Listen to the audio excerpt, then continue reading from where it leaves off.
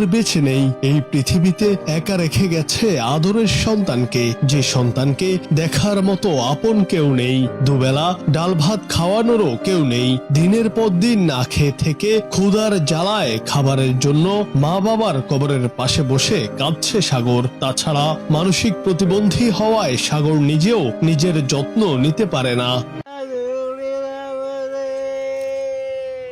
কারো জীবনের এমন করুণ ঘটনা দেখলে সত্যি দম বন্ধ হয়ে যায়। ক্ষুধার জ্বালা কতটা ভয়াবহ হতে পারে সেটা কেবল একজন ক্ষুধার্ত মানুষই জানে। একটু খাবারের জন্য সাগর প্রায়ই ঈশ্বরদীর কেন্দ্রীয় কবরস্থানে গিয়ে মা বাবার কবরের পাশে বসে কান্না করে, চিৎকার করে মা বাবাকে ডেকে তাদের কাছে চলে যেতে চায়। তার এই করুণ দশা যে কারো হৃদয়কে তীব্রভাবে নাড়া দেয়।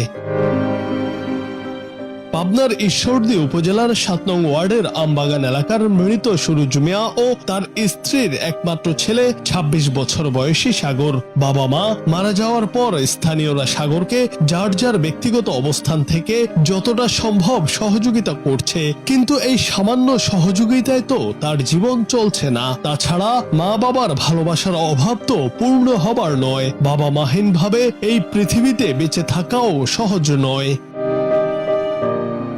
সাগর এখন যেই ঘরটিতে থাকছে তা যত্ন আর পরিচ্ছন্নতার অভাবে বসবাসের অনুপযোগী হয়ে পড়েছে।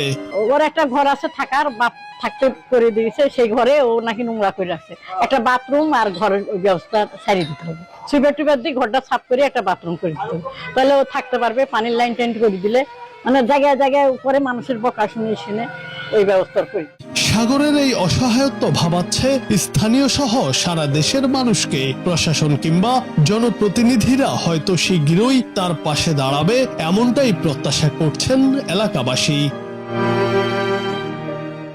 জুনায়েদ আহমেদ, বাংলা টিভি।